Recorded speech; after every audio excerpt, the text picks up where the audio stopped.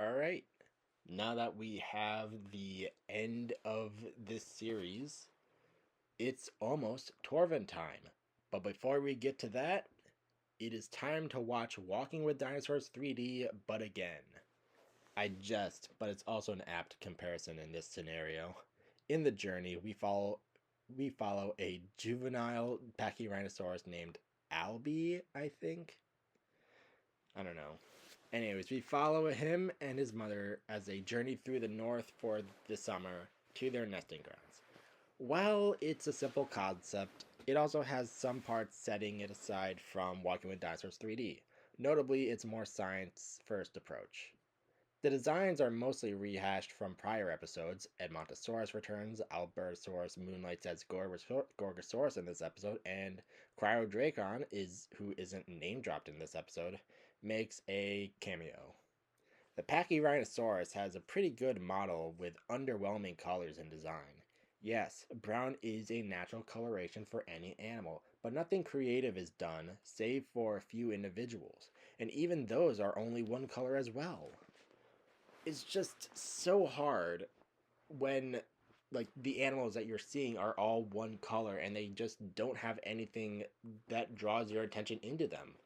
The bull triceratops and the Aharinosaurs are some of the best triceratopsian designs in the show, but somehow you drop the ball once you go into Centrosaurinae? That's just crazy, man. And the story is also very just one note. It's a classic Centrosaurian crew gets swept up by a flood during their migration and is almost brought to the brink of extinction. So what about yada yada? I don't know, rising tides or whatever, volcanic activity and whatnot. Regardless, it's just a thing we've seen before.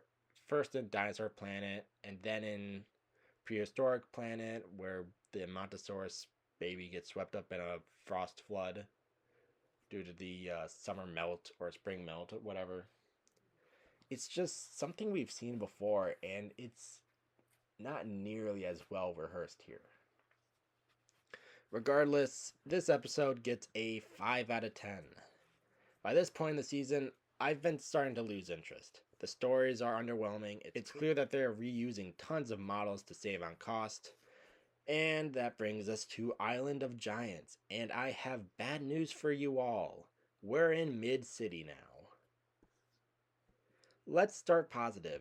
The excavation of El Grande is very cool to see take place. And knowing that the team continues their excavation of these specimens is a nice detail, highlighting how the process can take you multiple years to complete. And this isn't just a one summer job. This can take decades to finish. Now on to my issues. First, we have the use of CG backdrops. These are okay at a distance, but become very clear to be just flat surface textures with no real definition and texturing on top of it. Only superficially having texture. The only thing in this episode does better than the rest of the series is its use of footprints. And it's only in the sand, and that's it. This entire series could have benefited from having any kind of footprint. Even Dinosaur Planet did footprints better, and they forgot to add them in a few scenes. Come on. As for the models, they're all also very weak in some regards. The Lucid Titan looks really off with its red and blue colors. The body is too reminiscent of Brachiosaurus to really differentiate between the two. And the inflation of the nasal looks very wonky when it happens. There's a pliosaur for a few scenes, and it's okay. It only serves to portray osteophagoning, or whatever it's called, eating bones. I don't know.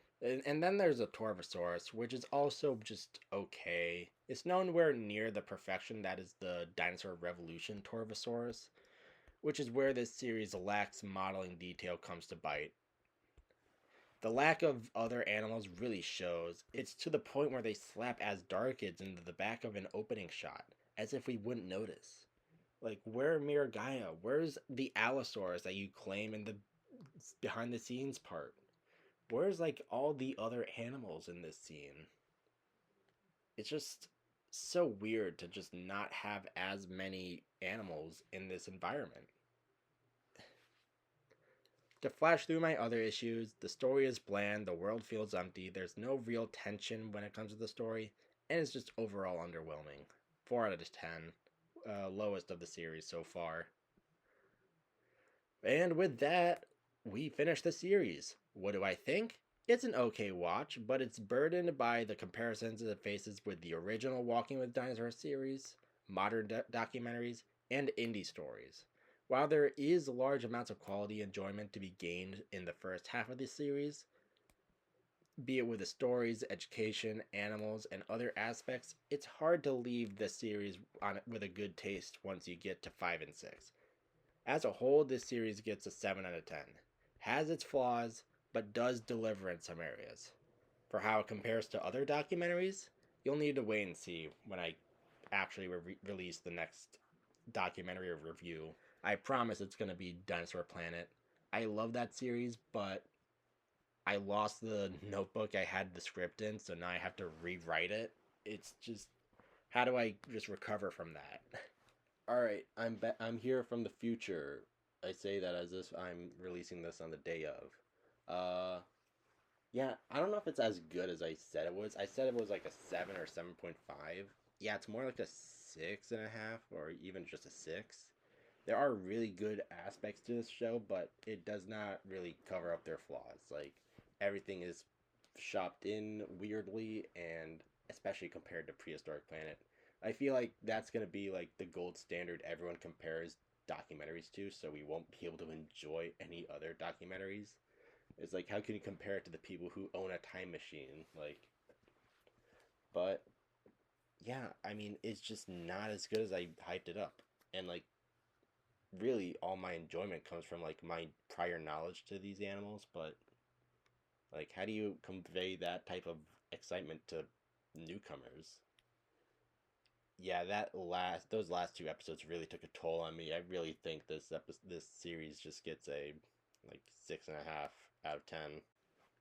All right, well, I've reviewed the series. Woohoo! See you later, nerds.